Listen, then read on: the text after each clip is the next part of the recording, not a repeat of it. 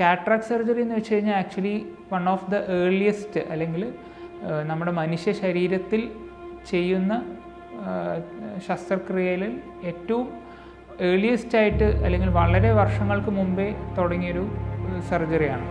നമ്മൾ പറയുന്നത് സുശ്രുത എന്ന പേരുള്ള ഇന്ത്യൻ ഒറിജിനായിട്ടുള്ള സർജൻ ഓൾമോസ്റ്റ് 800 BC അത്രയും വർഷങ്ങൾക്ക് മുമ്പേ കാറ്ററാക്റ്റിന് സർജറി ചെയ്തിട്ടുണ്ട് എന്നുള്ളതാണ് നമ്മളുടെ ഇതിൽ കാണുന്നത്.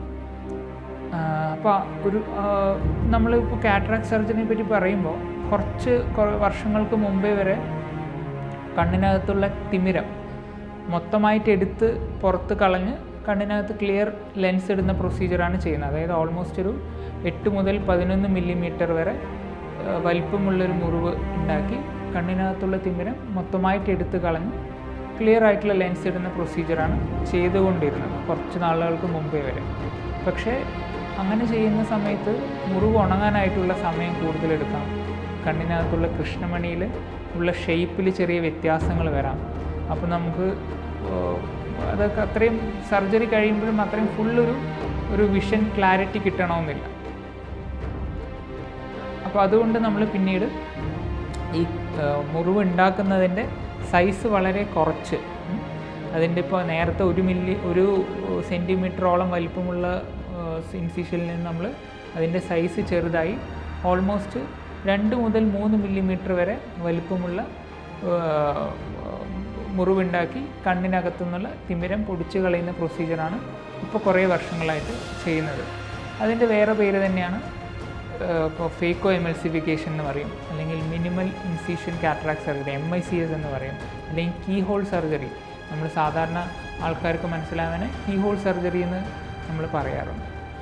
അപ്പോൾ ഇതിൽ നമ്മൾ നോർമലി എങ്ങനെയാണ് ചെയ്യുന്നതെന്ന് വെച്ചാൽ വളരെ ചെറിയ മുറിവുണ്ടാക്കി അല്ലെങ്കിൽ ഇൻസിഷൻസ് ഇട്ടിട്ട് നമ്മുടെ ഫേക്കോ എമൽസിഫിക്കേഷൻ മെഷീൻ എന്ന് പറയും. അതായത് ഈ തിമിരം കണ്ണിനകത്തു നിന്ന് തന്നെ പൊടിച്ച് കളഞ്ഞ്, മറ്റേ പഴയ കാലങ്ങളിൽ നമ്മൾ ഈ തിമിരം മൊത്തമായിട്ട് എടുത്ത് പുറത്ത് കളയുമായിരുന്നു. ഇതെന്ന് വെച്ചാൽ കണ്ണിനകത്തു നിന്ന് തന്നെ തിമിരം ചെറിയ ഇതാക്കി മുറിച്ച് ചെറുതാക്കിയാണ് കണ്ണിനകത്തു നിന്ന് തന്നെ അത് മെഷീൻ്റെ സഹായത്താൽ പൊടിച്ച് കളയുന്ന പ്രൊസീജിയറാണ്.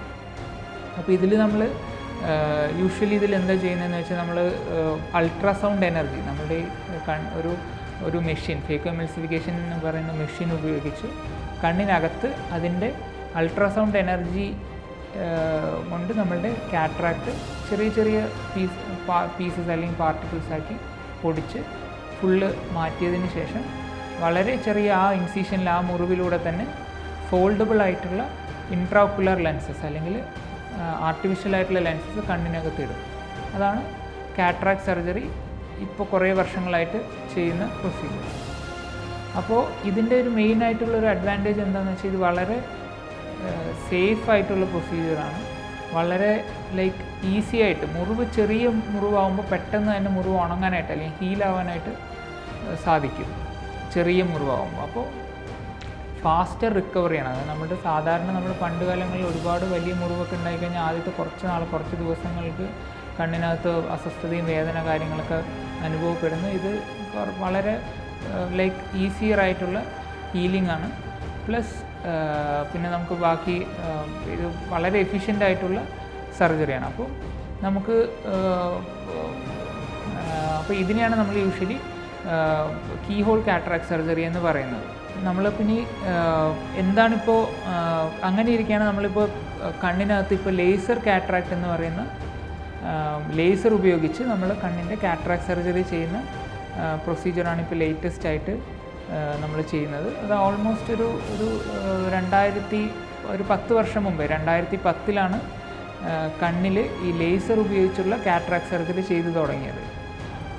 ലേസേഴ്സ് ശരീരത്തിൽ ഒരുപാട് ഭാഗങ്ങളിലും അല്ലെങ്കിൽ പല വിഭാഗങ്ങളിലും നമ്മൾ പല ഡിപ്പാർട്ട്മെൻറ്റ്സ് ഉപയോഗിക്കുന്ന ഇതാണ് ലേസർ ഉപയോഗിച്ചുള്ള ട്രീറ്റ്മെൻറ്റ്. അതിൽ കണ്ണിൽ തന്നെ നിങ്ങൾക്ക് എല്ലാവർക്കും അറിയാം, നമ്മൾ ഈ ചെറുപ്പക്കാരിൽ കണ്ണട മാറ്റി വയ്ക്കാനായിട്ട് നമ്മൾ ലേസേഴ്സ് ഉപയോഗിക്കാറുണ്ട്. തിമിര ശസ്ത്രക്രിയയിൽ അല്ലെങ്കിൽ കാറ്ററാക്ട് സർജറിയിൽ ലേസറിൻ്റെ സഹായത്താൽ ചെയ്യുന്ന കാറ്ററാക്ട് സർജറി വളരെ റീസെൻ്റായിട്ടാണ് തുടങ്ങിയിട്ടുള്ളത്. 2010 FDA അപ്രൂവൽ അല്ലെങ്കിൽ ഫുഡ് ആൻഡ് ഡ്രഗ് അഡ്മിനിസ്ട്രേഷൻ്റെ അപ്രൂവൽ കിട്ടിയത് 2010-ലാണ്.